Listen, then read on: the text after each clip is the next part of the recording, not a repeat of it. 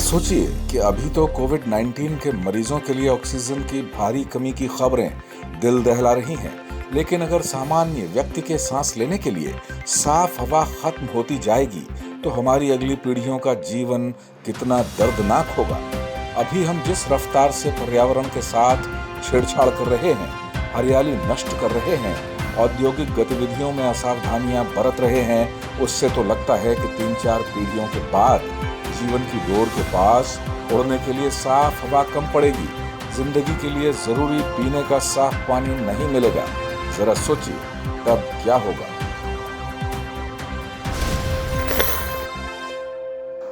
लेकिन अभी बात कोरोना के कहर की कर लेते हैं। राजधानी दिल्ली समेत कई राज्यों में कोरोना के गंभीर मरीजों के लिए ऑक्सीजन की किल्लत की खबरें डरा रही हैं। दिल्ली हाई कोर्ट ने ऑक्सीजन की सप्लाई में होने वाली सभी अड़चनें तत्काल दूर करने का निर्देश दिया है। सुप्रीम कोर्ट ने भी केंद्र सरकार से पूछा है कि कोरोना से जूझने के लिए उसका क्या एक्शन प्लान है।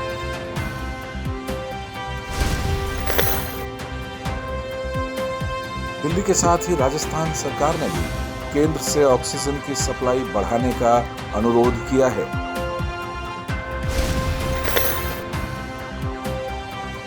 सवाल है कि क्या हर राज्य सरकार केंद्र से ऑक्सीजन और ज्यादा देने की मांग कर अपने कर्तव्य की इतिश्री कर लेगा?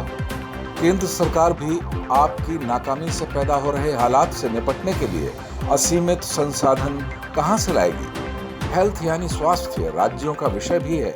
कोरोना की पहली लहर के बाद राज्य सरकारें क्यों चैन की बंसी बजाने लगी थी? दिल्ली का ही उदाहरण लें तो कोरोना से सावधान करने के लिए मुख्यमंत्री अरविंद केजरीवाल के बड़े बड़े विज्ञापन लगातार मीडिया में प्रसारित हो रहे हैं।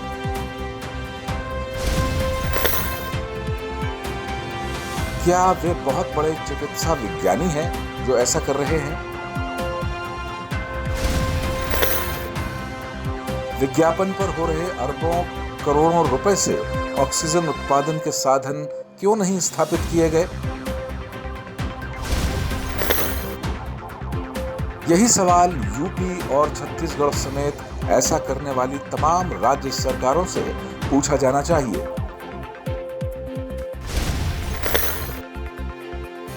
चलिए अब जान लेते हैं कि देश के राज्यों में ऑक्सीजन उत्पादन की क्षमता हाल तक कितनी थी। महाराष्ट्र में सबसे ज्यादा रोजाना 991 मीट्रिक टन ऑक्सीजन का उत्पादन हो रहा था। गुजरात दूसरे नंबर पर है, वहां रोज 488 मीट्रिक टन ऑक्सीजन का उत्पादन होता है। तीसरे नंबर पर झारखंड है, जहां 434 मीट्रिक टन ऑक्सीजन का उत्पादन रोज होता है। ओडिशा में 340, केरल में 298, कर्नाटक में 275, पश्चिम बंगाल में 264, तमिलनाडु में 249 मीट्रिक टन ऑक्सीजन रोज बनाई जाती है।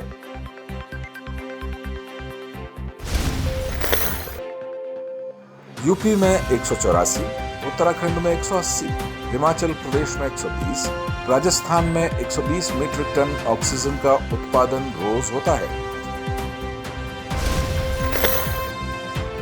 छत्तीसगढ़ में 85, पुडुचेरी में 84, तेलंगाना में 60 और हरियाणा में 40 मीट्रिक टन ऑक्सीजन का उत्पादन रोज होता है।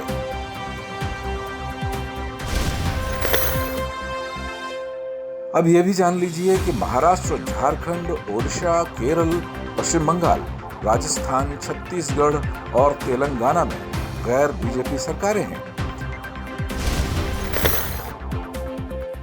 इन 8 राज्यों में रोज कुल 2592 मीट्रिक टन ऑक्सीजन का उत्पादन होता है।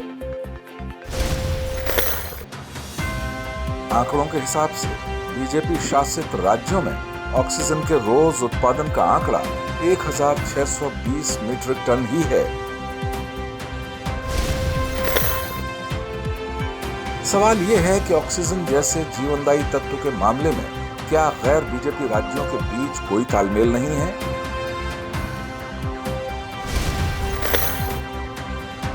बीजेपी शासित राज्यों में ऑक्सीजन की किल्लत पर हाहाकार क्यों नहीं हो रहा है? साफ है कि इस बात में कोई शक नहीं है कि ऑक्सीजन की कमी तो है, लेकिन इस पर राजनीति ज्यादा हो रही है, हाय तौबा ज्यादा मचाई जा रही है।